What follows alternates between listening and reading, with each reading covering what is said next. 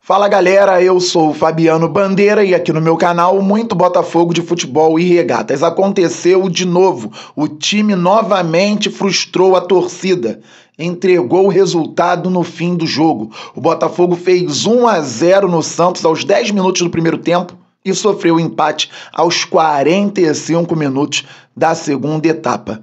É inacreditável. Ontem o Botafogo fez uma partida mais sólida. O Thiago Nunes mudou a escalação, mudou o esquema de jogo. Durante grande parte do tempo, o sistema defensivo funcionou muito bem. Só que o Thiago Nunes já teve que fazer adaptações na escalação. Então, as substituições, naturalmente, poderiam fazer com que o Botafogo caísse um pouco de produção. Nem foi o caso com a bola no pé, mas foi o caso em um lance que definiu o resultado e o empate em 1-1. Se o Botafogo tivesse vencido, estaria agora na liderança novamente do Campeonato Brasileiro, já que o Palmeiras empatou fora de casa com Fortaleza em 2-2. Agora o Botafogo é o terceiro colocado. O Palmeiras é o líder com 63 pontos, o Flamengo é o vice-líder também com 63 pontos e o Botafogo é o terceiro com 62 pontos.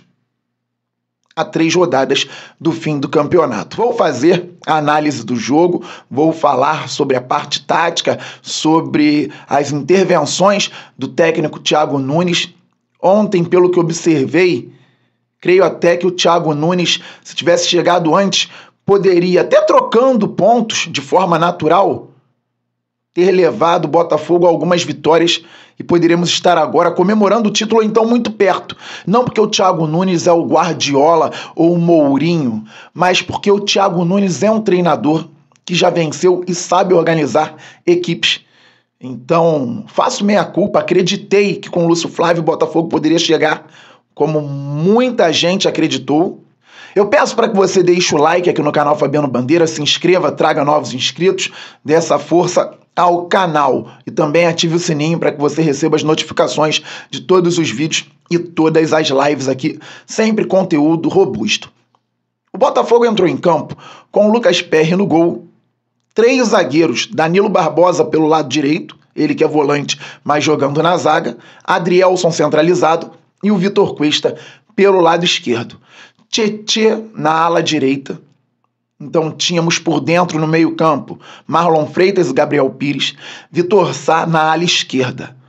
Júnior Santos mais adiantado pelo lado direito, Tiquinho Soares como centroavante e o Eduardo flutuando muito do lado esquerdo para dentro. Então com a bola o Botafogo em alguns momentos se organizava em 3-4-3, com os 3 homens da última linha, com Tietê, Marlon Freitas, Gabriel Pires e Vitor Sá, Júnior Santos, Tiquinho e Eduardo, e às vezes em 3-5-2, com o Eduardo entrando na linha de meio e o Júnior Santos fazendo o papel de segundo atacante perto do Tiquinho, ou com o Júnior Santos entrando numa linha de meio, mais pelo lado direito, e o Eduardo flutuando ali como segundo atacante. O Botafogo estava de alguma forma tentando atacar de maneira sólida, não correndo risco se perdesse a bola.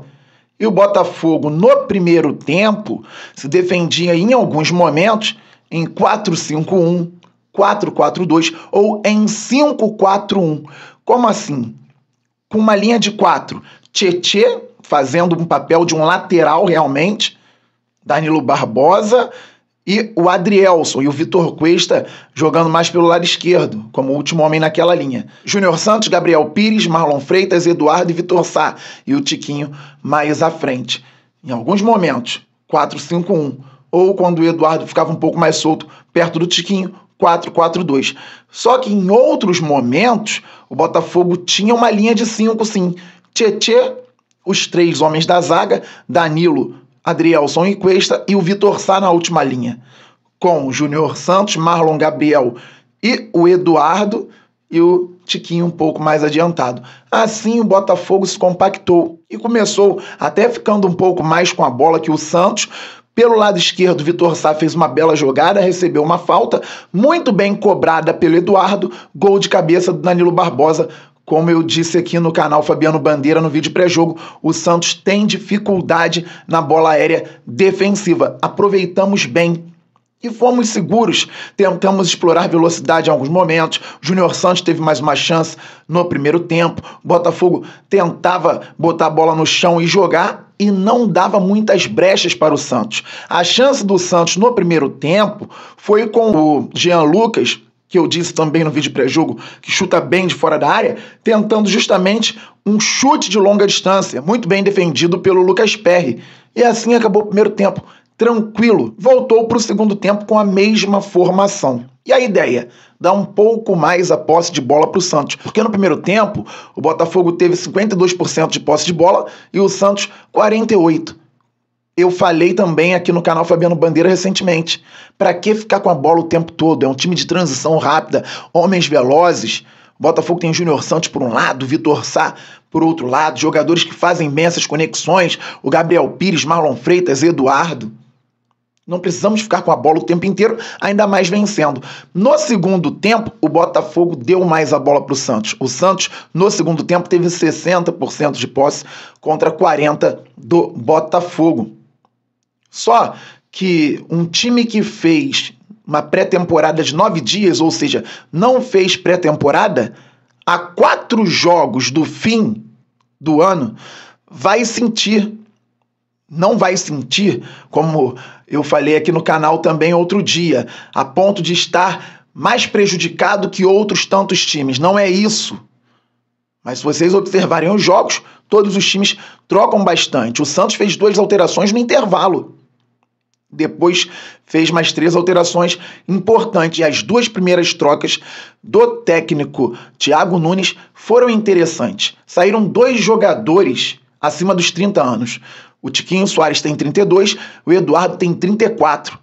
O Eduardo estava jogando muito bem ontem, flutuando do lado esquerdo para dentro. E o Tiquinho estava jogando mal. No primeiro tempo, muito mal.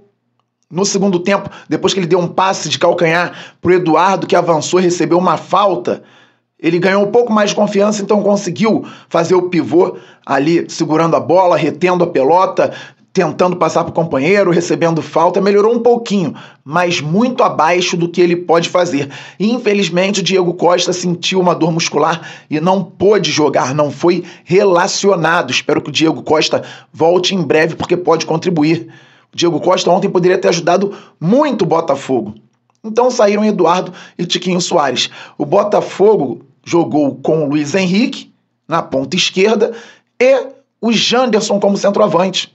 O Janderson, garoto jovem, para dar energia, errou uma bobeira aqui, outra ali, mas fez uma jogada importante que já vou citar na segunda etapa. E o Luiz Henrique entrou para trabalhar como um extremo. Só que aí tem um detalhe. Se no primeiro tempo o Botafogo defendia em algum momento no 5-4-1, em outro momento no 4-5-1 ou no 4-4-2, o Vitor Sá não precisava ficar fixo na última linha como um lateral. Ele era de fato um ala. Ele tem característica de velocidade e ele é ofensivo, ele é ponta. Então ele não precisaria ficar preso ali, até porque não tem característica para isso. Do outro lado, o Tietê poderia ficar, porque o Tietê é um marcador. O Tietê já jogou em várias posições, já jogou nas 2 laterais. Tem uma característica diferente do Vitor Sá. E o que acontece? O Botafogo não tinha lateral de ofício no banco. O Hugo estava suspenso, Marçal em tratamento, e o Thiago Nunes só tinha no banco de Plácido com característica para lateral. Fabinho, então por que ele não botou o Bastos numa lateral?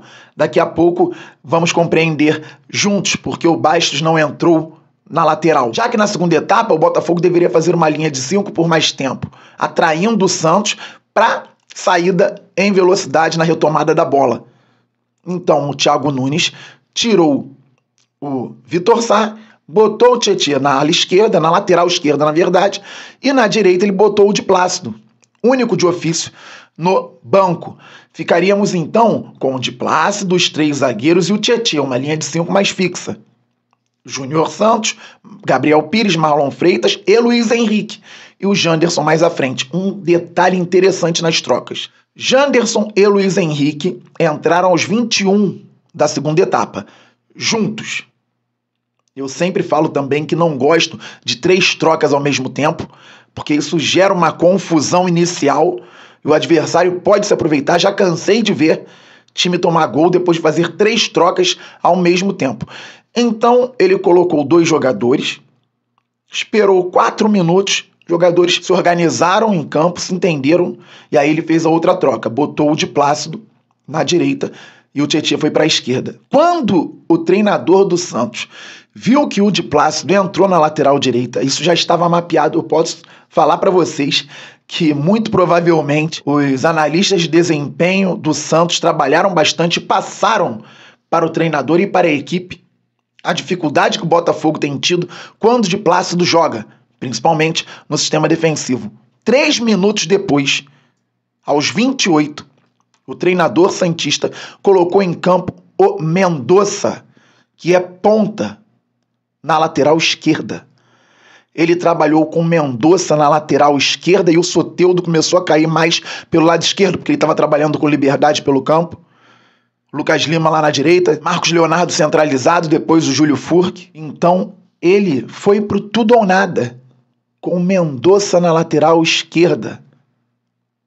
É a confiança de quem entende que o adversário tem um ponto frágil. E o Botafogo tinha. Só que mesmo assim, o Botafogo conseguiria espaços para atacar o Santos por qualquer lado. Porque o Santos, além de ter uma recomposição não tão boa, perdendo por 1-0, teria que tentar atacar o Botafogo. E o Botafogo deixava o Santos errar, recuperava a bola e tentava sair. Recuperava a bola e tentava sair. Aos 30 do segundo tempo, o Botafogo teve uma oportunidade importante. Não vou falar da falta que o Júnior Santos bateu aos 14, se bem me lembro, porque foi uma falta que sobrou para o Eduardo tentou chutar ou tocar para o Tiquinho, o goleiro tirou, o Júnior Santos cabeceou e o Messias tirou em cima da linha praticamente, que teria sido o segundo gol do Botafogo. Mas em termos de jogada, aos 30 minutos, o Luiz Henrique centralizou, deu um passe no espaço para o Tietê avançar pelo lado esquerdo, Tietê cruzou com a perna esquerda, o Janderson brigou pelo alto, não fez o gol, mas poderia ter feito. Então tivemos um espaço por ali. Aos 32, pouco depois, de Plácido cruzou, defesa do Santos rebateu, o Marlon Freitas dominou, deu passe na esquerda também para o Tietê com muito espaço. E o Tietê cruzou, a bola desviou e o Júnior Santos teve uma chance de canhota na marca do pênalti quase, muito perto da marca do pênalti, e ele chutou fraco de qualquer jeito. Perdeu uma chance clara de gol. Poderíamos ter feito ali 2-0. E aos 41, com o Danilo mais adiantado, ele também perdeu uma grande oportunidade. Mas por que o Danilo estava mais adiantado? Gabriel Pires fazia um bom jogo ontem com a camisa do Botafogo e se desgastou bastante. Que eu falei no início, um time que não teve pré-temporada há 4 jogos do final do ano. É claro que o Gabriel Pires, em algum momento, teria que sair. Estavam em campo Tietê improvisado na lateral, e bem. Danilo, volante de pegada na zaga. Marlon Freitas trabalhando no meio-campo. E não tinha outro volante ou um meio-campista com a força que o Gabriel Pires tem. Você, num tipo de jogo desse, não pode tirar o Gabriel Pires e colocar o Lucas Fernandes, porque você perde no meio-campo em posição física.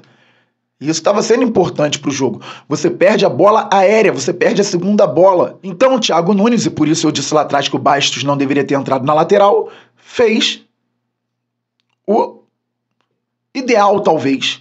Colocou o Danilo no meio e o Bastos na zaga. Então o Botafogo tinha de Plácido, Bastos, Adrielson, Cuesta e Tietê, Segovinha, Danilo Barbosa, Marlon Freitas e Luiz Henrique, e o Janderson mais adiantado. O equívoco para mim foi a entrada do Segovinha.